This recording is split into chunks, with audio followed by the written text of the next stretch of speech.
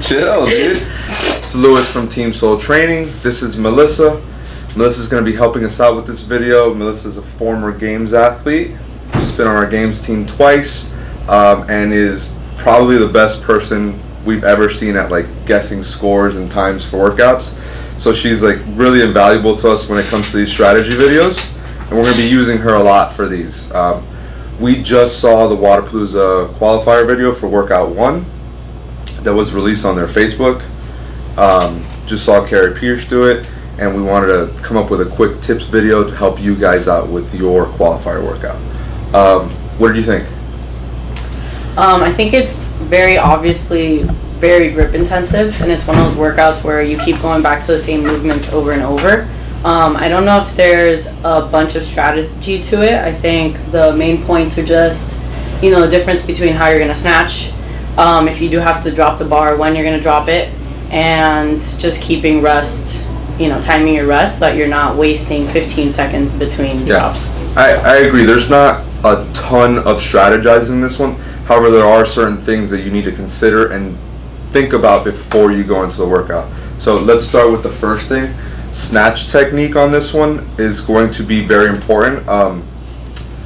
We saw Carrie Pierce do it, and essentially she did like a good morning muscle snatch, just not really a power snatch, no foot movement, a lot of hip hinging, and obviously she's fit enough to maintain that.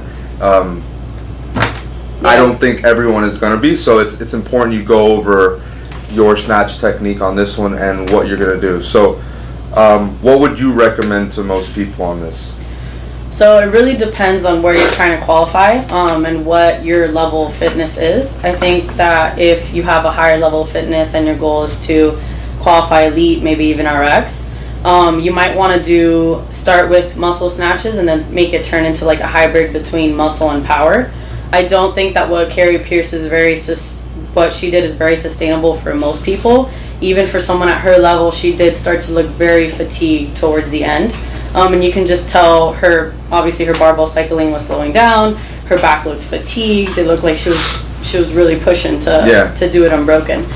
So what I mean by a hybrid, it would be like not jumping out on the power snatches, more like just like a slight knee bend at the top, and making sure that you take that second to open up your fingers at the top and make sure that you're relaxing your grip.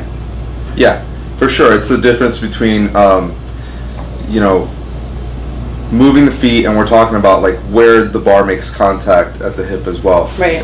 We're not going so far into a deep hang power snatch. You want to keep the bar pretty high up towards the hip, and honestly, if you're good at rebounding, this is one you want to rebound on. Right. You do just have to pay attention to your grip at that point. So like that's the next thing we were going to talk about. Managing grip and shoulder fatigue. All three of these movements are going to go fast. There's not a lot of rest between them, and they're all going to fatigue your grip and shoulders. So managing that is going to be an important thing to consider. Melissa already talked about learning to open your hands up even for a split second at the top of your power snatches, just kind of relaxing your arms and your hands and forearms whenever possible. That's also going to be something we recommend doing during your overhead squats. If you are tense and squeezing that bar the whole time, you're going to feel the fatigue set in by the end of it. Like we don't normally tell people like open your hands on overhead squats, but there is a difference between like having a relaxed grip and squeezing the bar the entire time. Right. Having a relaxed grip on this through the power snatches and overhead squats is something that you're going to want to implement for sure. And I think it's something we have to think about, because during qualifier workouts, everybody tends to be very tense, right?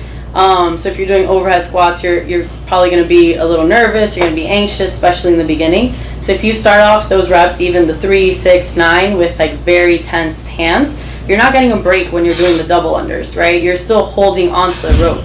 So by the time you get to those, to like the higher rep count, your grip is going to be done, and you're going to have to let go more than you want to. Yeah, especially with the double unders, that doesn't help, Right. Like you're going to want to make sure you're not letting your hands get too wide, keeping your hands in close, trying to manage that shoulder fatigue as much as you can. That's going to be a big one on this. With that being said, I think higher level athletes like Carrie Pierce and formerly individual regional level athletes, if you are trying to qualify elite, we just saw her go unbroken, and I think for most of you guys, that is honestly going to be the goal. If you do break, it's going to be in the round of 18, in the round of 21, probably not before that. But I think it's very important for people to know their breaks going into this. You got to really be honest with yourself, and it depends what your skill level is and where you are as an athlete. Like we're saying, these higher level athletes are going to try to go unbroken on this. And 10-12 seconds on a workout, especially if that 10-12 seconds comes towards the end of overhead squats into double unders, can be a huge insurmountable amount of reps. So that's going to be a big deal, and you are going to have to push if that's who you are as an athlete. However, if it's not, you're going to have to know your breaks, and you're going to have to be smart about it. Breaking on the snatches with a couple reps left so you can go into overhead squats on your next set is probably the smart move. This is one where, like we said, it's going to be fast. Like It's going to move quick, no matter your skill level. This thing is going to start and be over really fast. And if you are breaking too much, if you are taking too much rest, you're going to destroy your score. Right. You know? Yeah. I think, like you said, if you're trying to qualify for RX or elite, I don't think you should be breaking. I think you should be trying to go as close to unbroken as possible. If you feel really intense shoulder fatigue and you think that if you don't break, the next set is just going to completely turn into like sets of 3s and 5s, smart breaks isn't going to completely destroy your score, but I would count down that rest. So if you have to break, count down 3 seconds, count down 5 seconds at most, and keep moving. Yeah. If you're trying to qualify elite, I don't think there's a reason for you to have to break overhead squats. I think it's super light, and you might feel fatigue on your shoulders or on your back, but you're not going to fail an overhead squat at that weight if you're qualifying for RX and elite. So I think those need to be pushed as much as possible and strategize more for if you need breaks on the snatches. Agreed. Yeah. Especially with rest. We're big on timing your rest. We're big on having someone count your rest. It's something we've always pushed for and open wants. This is not a 10-second rest workout. No. You never count to 10 on this. This is a 3 to 5 second rest at most. Honestly, what I'd recommend to most people is trying to push like a 1 second break before each movement as long as possible. Take a second before your double unders. Take a second before you start snatches. Try to keep that going as long as possible, as opposed to breaking during the movements, But again, it does depend on your skill level, and if you know going in you are going to have to break, that's fine. Plan those breaks out, be smart about them, and have someone hold you accountable to a 3 to 5 second rest. That's going to be huge on this workout. There's no shame in that. You got to know yourself as an athlete, but also don't go crazy with the rest. 3 to 5 seconds, and that's it. You got anything else? No, just keep moving and smart breaks. Okay, guys. Good luck.